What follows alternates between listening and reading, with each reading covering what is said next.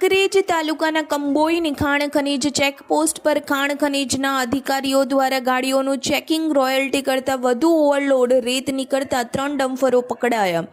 ખાણ ખનીજના અધિકારી જય પટેલ અને રોયલ્ટી ઇન્સ્પેક્ટર અભિષેક દેસાઈ રેત ભરી આવતા તમામ ડમ્પરો રોયલ્ટી ચેક કરી વજન કાંટામાં વજન કરી ચેક કરવામાં આવી રહી છે. આમ ખાણ ખનીજ વિભાગ દ્વારા સરાહનીય કાર્યવાહી કરવામાં આવી રહી છે. આમ મળતી માહિતી મુજબ કાંકરેજ તાલુકાના જામપુર વિસ્તારમાં તેમજ ડીસાના વાસણા વિસ્તારમાં બનાસ નદીમાં ખાણ ખનીજ વિભાગ દ્વારા ચેક પોઈન્ટ બનાવવામાં આવે તેમ લોકો ઈચ્છી રહ્યા છે.